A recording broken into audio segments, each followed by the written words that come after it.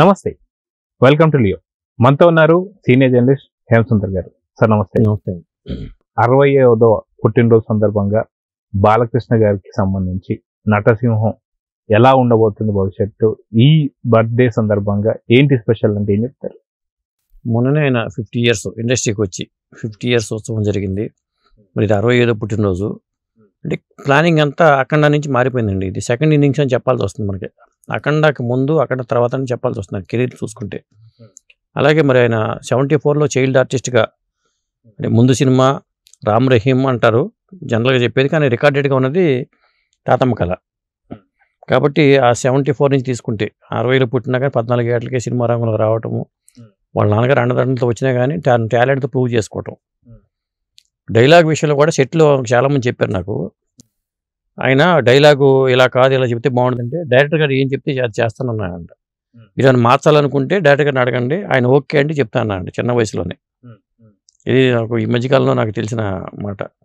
అంటే వాళ్ళ నాన్నగారు అదే చెప్పారు, నువ్వు ఎవరైతే డైరెక్టర్ ఏం చెప్తాడో అది చేయమనేది ఆ నాన్నగారి నుంచి వంట పట్టింది అది. ఇంకొకటి ఏంటంటే డైలాగ్ మాడ్యులేషన్లో వాళ్ళ నాన్నగారు తర్వాత ఇది బాలయ్య బాబుకే ఉంది. ఇంతమంది హీరోలు ఉన్నా కానీ డైలాగ్ చెప్పడంలో ప్రత్యేకత బాలయ్య బాబుకే ఉంది. కొంతమంది నోట పలికితే ఆ డైలాగ్ ఎట్లా ఉంటుందనే ఉదాహరణ, అది అందంగా రాదు. కొంతమంది పలికితే అది ఖచ్చితంగా పేలుతుంది. అది మనం చూసాం చాలా సినిమాల్లో. అయితే అదే కాకుండా నటసింహం బాలకృష్ణ గారికి ఇప్పటిదాకా ఉన్నటువంటి ఒక అరుదైనటువంటి ఒక ఏంటి అంటే, తెలుగు సినీ పరిశ్రమలో అటు పౌరాణికలు కావచ్చు, జానపదాలు కావచ్చు, సోషల్ సినిమాలు కావచ్చు, ఇంకేదైనా కావచ్చు, ఈ మధ్యకాలంలో మాస్ సినిమాలు కూడా ప్రతిదానికి కూడా ఫ్యాక్షన్ సినిమాలు అయినా సరే ఏ సినిమాకైనా సరే ఖచ్చితంగా క్లిక్ అయ్యేది మాత్రం బాలకృష్ణ గారు అని చెప్పుకోవాలి. సో ఇలాంటి ఘన చరిత్ర ఎవరికైనా ఉందా లేదంటే ఏం చెప్తారు? ఇప్పుడు ఈ జనరేషన్లో చెప్పాలంటే ఒక బాలయ్య బాబుకే ఉందండి. ఇప్పుడు పాన్ ఇండియా సినిమానికి పడలేదు ఇప్పటిదాకా. ఇప్పుడు నెక్స్ట్ అంతా పాన్ ఇండియా సినిమాల వైపు వెళ్ళిపోతున్నారే అనిపిస్తుంది నాకు. ఇప్పుడు అఖండ 2 అనేది ఒక పాన్ ఇండియా సినిమాగా రిలీజ్ కాబోతుంది. ఇప్పుడు మల్లేని గోపిచంద్ డైరెక్షన్ వచ్చే 111వ సినిమా, ఆ సినిమా కూడా పాన్ ఇండియా సినిమానే అని చెప్తున్నారు, ఆ మల్లేని గోపిచంద్ సినిమా. అలాగే మార్కో డైరెక్టర్తో వచ్చే సినిమా కూడా పూర్తిగా మాస్ సినిమా. ఇప్పుడు గాడ్ ఆఫ్ మాసెస్ అనే పేరుని నేను సాధన చేసుకుంటున్నాడు. ఈ తరహాలో బీభత్సమైన ఫైట్స్ ఏ హీరోకి యాక్సెప్ట్ చేయరనే విషయం రజనీకాంత్ నోట విన్నాము. రజనీకాంత్ సినిమా కూడా ఆ తర్వాత జైలర్ 2లో కూడా బాలయ్య బాబు ప్రత్యేక పాత్ర. అంటే రాబోయే ప్రాజెక్టులన్నీ కూడా మంచి మంచి ప్రాజెక్టులన్నీ బాలయ్యకు ఉన్నాయండి. అంటే ఫ్యూచర్ అంతా అఖండ తర్వాత నుంచి వచ్చే కెరీర్ అంతా కూడా గ్రాఫ్ అంతా ఒక్కసారికి ఇలా మారిపోయింది. అంతకుముందు వచ్చిన సినిమాలు చాలా ఫెయిల్యూర్స్ ఉన్నాయి, కానీ అంతకుముందు చాలా వరకు ట్రోల్ చేసేవాళ్ళు సోషల్ మీడియాలో బాలయ్య బాబుని. ఇప్పుడు బాలయ్య బాబుని ట్రోల్ చేయడం అనేది లేదు అసలు. బాలయ్య బాబు పేరు చెప్తే మనకి సోషల్ మీడియాలో కానీ ఏదైనా కానీ ఒక పాజిటివ్ వైపు అనేది ఉంది సోషల్ మీడియాలో బాలయ్య బాబుకి. అది అఖండ దగ్గర నుంచి మొదలైందేమో అనిపిస్తుంది నాకైతే. అటు రాజకీయంగా క్లిక్ అయ్యారు, హోస్ట్గా క్లిక్ అయ్యారు, సినిమాల పరంగా క్లిక్ అయ్యారు, ఇలా జరుగుతుందండి. అయితే అది కాకుండా మనం చూసుకుంటే బాలకృష్ణ గారికి సంబంధించి ఎన్నో రకాలైనటువంటి ఒక అద్భుతమైన అవార్డ్స్ కూడా ఈ సంవత్సరం చూసాం. 2025లో ఆయనకి పద్మభూషణ్ కావచ్చు, అదేవిధంగా 50 ఏళ్ళ సినీ కెరియర్ కావచ్చు, అదేవిధంగా ఇదే సంవత్సరంలో మళ్ళీ ఎన్టీఆర్ గారి యొక్క వజ్రోత్సవాలు కావచ్చు, అదేవిధంగా పురస్కారాలు కావచ్చు. అవును. సో ఇన్ని పాజిటివ్ వైబ్స్ ఉండగా ఈ బర్త్డే చాలా స్పెషల్ కాబోతుంది అంటే ఏమంటారు? ఖచ్చితంగా స్పెషల్ అని చెప్పాలి. ఒక కలిసి వచ్చిన సంవత్సరంగా చెప్పాల్సి వస్తుంది. 2025 అనేది ఖచ్చితంగా ఒక వరుస పెట్టి డాకు మహారాజ్ హిట్ అయింది, రేపు అఖండ 2 హిట్గా రాబోతుంది.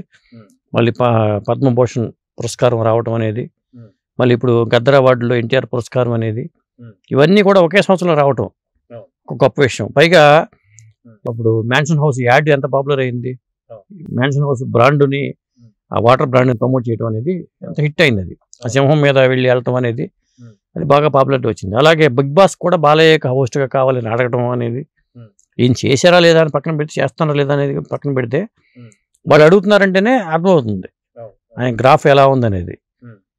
అలాగే అన్స్టాపుల్ మళ్ళీ ఏమైనా సీజన్ స్టార్ట్ అవుతుందా అని డౌట్ ఉంది.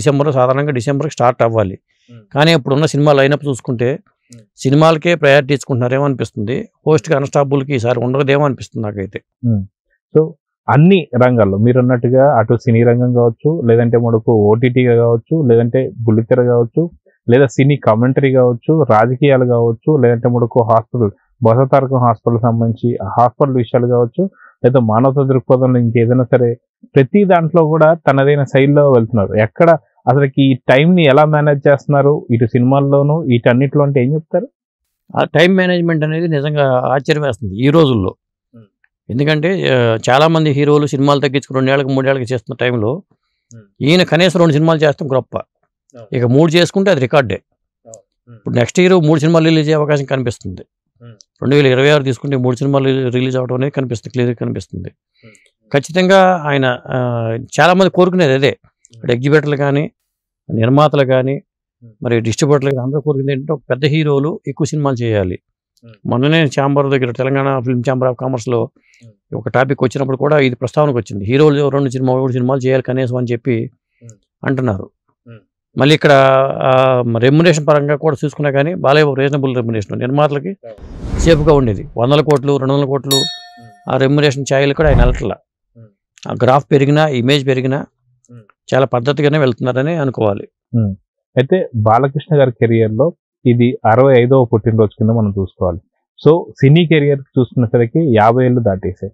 సో ఇలాంటి రికార్డు బద్దలు కొట్టినటువంటి ఒక ఏ హీరోనా ఉన్నాడా లేదంటే ఏం చెప్తారు? అంటే ఈ జనరేషన్ హీరోలో ఎవరికీ లేదండి. అంటే చిరంజీవి గారు ఎక్కువ సినిమాలు చేశారు. ఆయన వచ్చింది 77లో వచ్చారు. అట్లా చూసుకుంటే సీనియర్గా బాలయ్య వస్తారు, ఇంటికి చైల్డ్ ఆర్టిస్ట్గా ఉన్నారు కాబట్టి. అలాగే మరి మోహన్ బాబు గారు కూడా ఆ తర్వాతే వచ్చారు. రజనీకాంత్ గారు కూడా ఆ తర్వాతే వచ్చారని చెప్పాల్సి వస్తుంది. ఎందుకంటే 75 వాడి కెరీర్ స్టార్టింగ్ అని అనుకోవాలి. అయితే అన్నగారికి సంబంధించి ఎంతో మంది పిల్లలు ఉన్నా సరే తన సినీ వారసుడుగా నటసింహం బాలకృష్ణ గారిని ఆ రోజుల్లోని గుర్తించారంటే ఎలా చూడాలి? రామారావు గారు జాతకాలు బాగా నమ్ముతారండి. ఎందుకంటే పిల్లలందరికీ కూడా అలాగే పేర్లు పెట్టుకున్నారు. మరి బాలయ్య బాబు జాతకాన్ని చూసుకుని ఆయన నక్షత్రం మూలా నక్షత్రంలో పుట్టారు, ధనుస్సు రాశి అనుకున్నప్పుడే మొదట ఆయన మరి వెతకని చెప్పాలి వాళ్ళ అమ్మగారు కూడా ఎంకరేజ్ చేశారట. అసలు బాలయ్య బాబు సినిమా నటుని చేద్దాం అనే ఆలోచన వాళ్ళ అమ్మగారిదే. బసవరామ తారకం గారే ఎన్టీ రామారావు గారిని అడిగి ఒప్పించారనేది ఒక సమాచారం సినిమా చేయడానికి. అలా చేసిన తర్వాత ఆటోమేటిక్గా మొదటి సినిమాతోనే ఆయన నమ్మకం ఏర్పడిపోయింది. ఆ మాటే అన్నారు ఎన్టీ రామారావు గారు, నా నట వారసుడు. మరి ఆయన ఎంకరేజ్ చేసిన బాలయ్య బాబు పెద్ద హీరో అయ్యారు, హరికృష్ణ గారు ఆ స్థాయిలో మెప్పించారు కూడా. ఎందుకంటే వైవి చౌదరి గారి చేతులు పడిన తర్వాత వరుస పెట్టి సీతయ్య ఎవరు మాట వినడు కానీ, లాహిర్లో కానీ ఈ తరహాలో మరి బయట సినిమాలు కూడా చేసుకుని వెళ్ళిపోయారంట. ఇట్లా అంటే ఇద్దరు కొడుకులు సినిమాలు చిన్న ప్రారంభం చేశారు, ఆ తర్వాత కూడా వాళ్ళు చేశారు.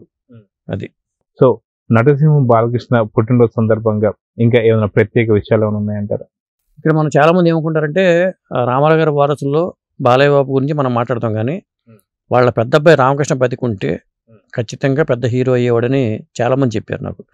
నేను ఈ సందర్భంగా చాలామంది చూస్తే, ఎందుకంటే సేవా దృక్పథం అంట. అతను చిన్నప్పుడు కూడా రోడ్డు అమ్మటి వెళ్తుంటే ఎవరైనా చలికి వణుకుతుంటే తీసుకెళ్ళిపోయి ఇంట్లో ఉన్నాయి తీసుకెళ్ళిపోయి కప్పిచ్చేవాడట రామకృష్ణ అనే వ్యక్తి. ఒక విధంగా అతను ఉండుంటే ఇంకా పెద్ద హీరో అయ్యేవాడేమో. కానీ మొత్తానికి ఆ లోటుని బాలయ్య బాబు భర్తీ చేయడం కానీ, తండ్రి వారి లెగసీని కంటిన్యూ చేయడంలో బాలయ్య బాబు సక్సెస్ అవ్వడం కానీ, అటు సినీ రంగంలో ఇటు రాజకీయ రంగంలో ఇవన్నీ కూడా బాలయ్య బాబు చేయడం అనేది గొప్ప విషయంగా చెప్పాల్సి వస్తుంది. అదండి. సో చూద్దాం సార్, ఖచ్చితంగా మన లియో ఛానల్ తరఫున కూడా నటసింహం బాలకృష్ణ గారికి పుట్టినరోజు శుభాకాంక్షలు తెలియజేసుకుందాం. Thank you.